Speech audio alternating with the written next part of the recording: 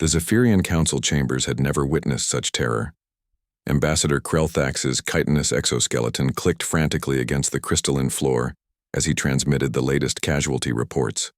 47 star systems, 3 billion souls across 17 species, all silenced by the entity they had come to call the Void Stalker. "It moves without pattern," wheezed Ambassador Thin through her breathing apparatus, her aquatic form trembling in its mobile tank. "Our greatest. Military minds cannot predict its next target."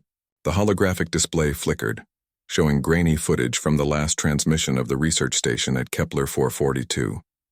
The images were barely coherent, shadows moving impossibly fast, screams cut short, then nothing but the cold emptiness of space where a thriving outpost had existed mere hours before. "The hegemony's finest warships lasted 17 minutes, reported General Vextar, his 6 arms gesturing helplessly at the tactical readouts. 17 minutes against something that shouldn't exist. For 3 cycles, the entity had carved a path of destruction through the Outer Rim territories. No weapon could touch it, no shield could stop it.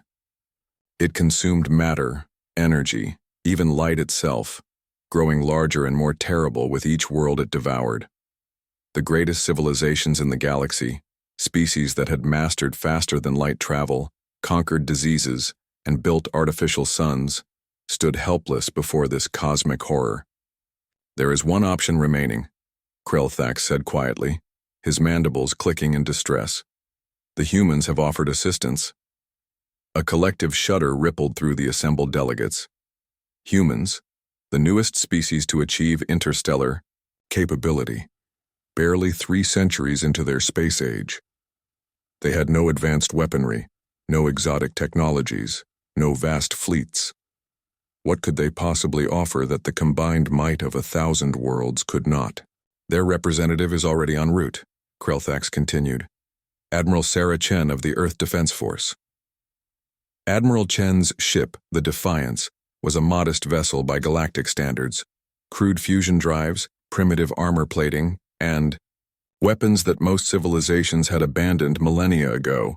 When it docked at the Zephyrian capital station, many wondered if the humans had simply come to witness the galaxy's final hours. Chen herself was unremarkable by human standards. Average height, graying hair, weathered features that spoke of years spent in the void between stars. She carried no exotic equipment, no mysterious artifacts, just standard-issue military gear and an expression of calm determination that seemed almost naive given the circumstances. "Where is it now?" she asked without preamble as she studied the tactical displays in the emergency command center. "Omega Centauri sector," General Vextar replied, his voice heavy with despair. "The Crystalline Collective's home system.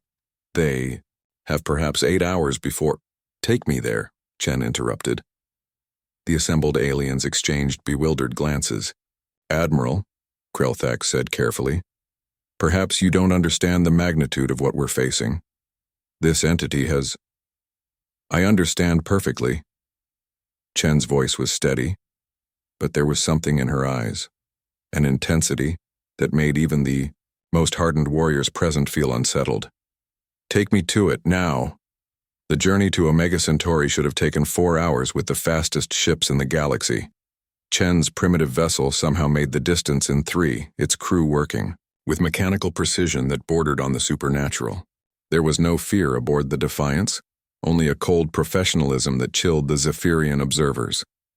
They arrived to find the Void Stalker in the process of consuming the Collective's 3rd moon. The entity was magnificent in its horror, a writhing mass of darkness that seemed to bend space itself, crackling with energies that defied classification. It had grown to the size of a small planet, and its very presence warped reality around it. "All ships maintain distance," came the panicked transmission from the Collective's fleet. "Do not approach.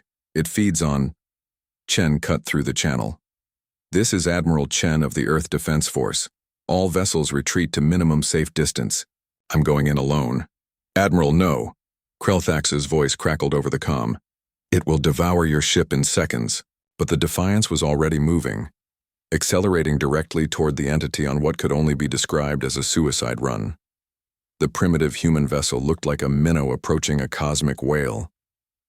The Voidstalker noticed the approaching ship and began to turn, its attention focusing on this new morsel. Dark tendrils of energy reached out hungrily, ready to strip apart the simple human craft. Then Admiral Chen stepped out of the airlock.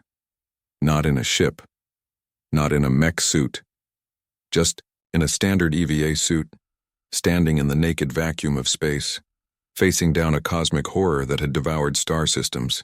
The entity paused. For the first time in its rampage across the galaxy, the Voidstalker hesitated. Its writhing mass slowed, tendrils of dark energy wavering as it tried to process what it was seeing. This tiny creature, this insignificant speck of biological matter, was staring directly at it without flinching. Chen raised one hand and pointed at the entity.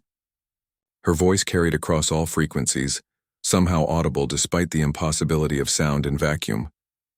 "You're done here." The words weren't a threat. They weren't a challenge. They were simply a statement of fact, delivered with the absolute certainty of someone who had never doubted the outcome of this encounter. The Voidstalker, terror of 1,000 worlds, devourer of star systems, fell silent. It began to shrink. The dark energy that had fed on matter and light itself started to dissipate, unraveling like a tapestry being pulled apart, thread by thread. The entity that had seemed unstoppable moments before was dissolving, its cosmic horror crumbling under the steady gaze of a single human being. Within minutes, nothing remained but empty space and the fading echoes of something that had learned too late, what every predator throughout Earth's history had eventually discovered. There was always something higher on the food chain. "Admiral." Chen turned and walked back toward her ship, leaving behind a galaxy that would never again underestimate the species that had climbed to the top of the deadliest planet in the universe. "How?" whispered Krelthax over the comm. Chen's reply was simple. "We've been staring down monsters since we lived in caves.